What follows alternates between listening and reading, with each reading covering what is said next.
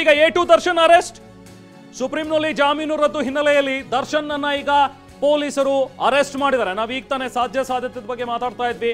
ಬಹುಶಃ ಬೇರೆ ಕಾರ್ನಲ್ಲಿ ಇದೇ ಅಪಾರ್ಟ್ಮೆಂಟ್ಗೆ ದರ್ಶನ್ ಬಂದಿದ್ದಾರೆ. ಸೊ ಹಾಗಾಗಿ ಈಗ ACP ಕೂಡ ಒಳಗಡೆ ಹೋಗಿದ್ರು.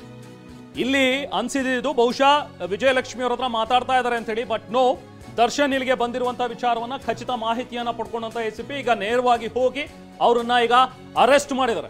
ಪವಿತ್ರ ಗೌಡ ಅರೆಸ್ಟ್ ಸಂದರ್ಭದಲ್ಲೂ ಕೂಡ ಅವರ ವಕೀಲರು ಇಲ್ಲ, ನಾವು ನೇರವಾಗಿ ಕೋರ್ಟ್ಗೆ ಬಂದು ಹಾಜರಾಗ್ತೀವಿ, ಸರೆಂಡರ್ ಆಗ್ತೀವಿ ಅನ್ನುವಂಥದ್ದನ್ನ ಹೇಳಿದ್ರು. ಬಟ್ ಅದಕ್ಕೆ ಪೊಲೀಸರು ಆಸ್ಪದ ಕೊಟ್ಟಿರಲಿಲ್ಲ.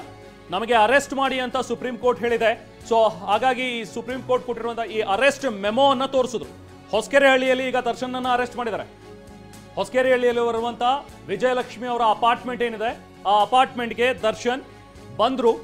ಈ ಟೈಮ್ನಲ್ಲಿ ಪೊಲೀಸರು ದರ್ಶನ್ ಅನ್ನ ಅರೆಸ್ಟ್ ಮಾಡಿದ್ದಾರೆ.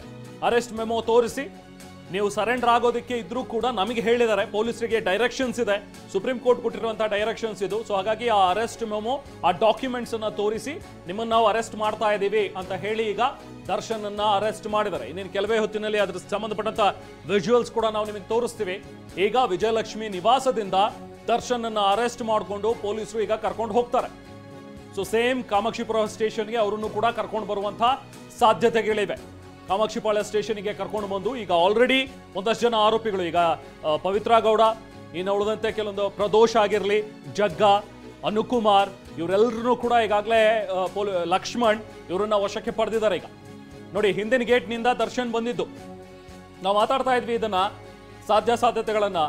ದರ್ಶನ್ ಬಹುಶಃ ಈ ಮುಂದೆ ಇರುವಂತಹ ಒಂದು ಗೇಟ್ ಏನಿದೆಯಲ್ಲ ನೋಡಿ, ಇನೋವಾ ಕಾರ್ ಏನಿತ್ತು, ಇನ್ನೊಂದು ಕಾರು, ಅದರಲ್ಲಿ ಬಂದಿದ್ದಾರೆ. ಈಗ ಹಿಂದಿನ ಗೇಟ್ನಿಂದ ದರ್ಶನ್ ಅಪಾರ್ಟ್ಮೆಂಟ್ನ ಪ್ರವೇಶ ಮಾಡಿದ್ದಾರೆ. ಮುಂದೆ ಈ ಸೇಮ್ ಜೀಪ್ ವ್ರಾಂಗ್ಲರ್ ಕಾರ್ನಲ್ಲೇ ಯಾವಾಗಲೂ ಓಡಾಡ್ತಾ ಇದ್ದಂತಹ ದರ್ಶನ್ ಇವತ್ತು ಮಾಧ್ಯಮಗಳ ಕಣ್ಣು ತಪ್ಪಿಸಿ ಹೋಗಬೇಕು ಅನ್ನುವಂಥ ಒಂದು ದೃಷ್ಟಿಯಿಂದ ಕಾರ್ ಚೇಂಜ್ ಮಾಡಿದ್ದಾರೆ.